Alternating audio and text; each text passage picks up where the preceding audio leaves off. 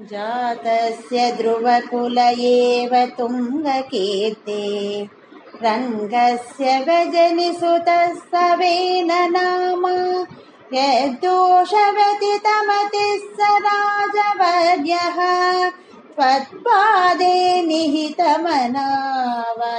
गतोऽभूत् पापोऽपि क्षितितलपालनाय वेनः पौरादैरुपनिहितः कठोरवीर्यः सर्वेभ्यो निजबलमेव सम्प्रशंसन् भोचक्रे तव यजनान्ययं न्यरोऽसीतु सम्प्राप्ते हितकथनाय तापसौघे मत्तोऽन्यो भुवनपतिर्न कश्चनीति त्वन्निन्दावचनपरो मुनीश्वरैस्तैः शापाग्नौ शलभदशामनायिवेनः तन्नाशात्खलजनभीरुकैर्मुनीन्द्रैः तन्मात्रा चिरपरिरक्षिते तदङ्गे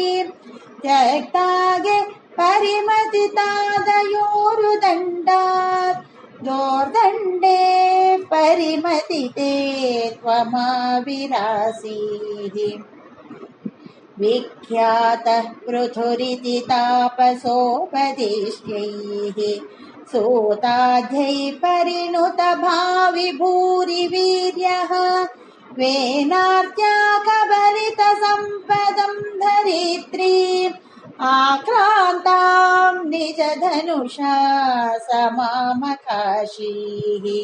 भूयस्तां निजकुलमुख्यवस्ययोक्तैर्देवाद्यैः समुचितचारुभाजनेषु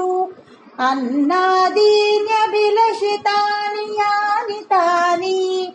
स्वच्छन्दं सुरभितनू मधुदुहस्त्वम्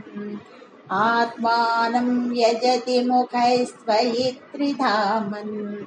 आरब्धे शततमवाजिमेधयागे स्पर्धालुशतमकैत्य नीचवेषो कृत्वाश्वं तव तनयात् पराजितोऽभूत् देवेन्द्रं मुहुरिति वाजिनं हरन्तम् वह्नौ तं मुनिवरमण्डले जुहूषौ रुन्धाने कमलभवे क्रतुः समाप्तौ साक्षात् त्वं मधुरिपुमयी क्षता स्वयं स्वम् तद्दत्तं वरमुपलभ्य भक्तिमेकाम्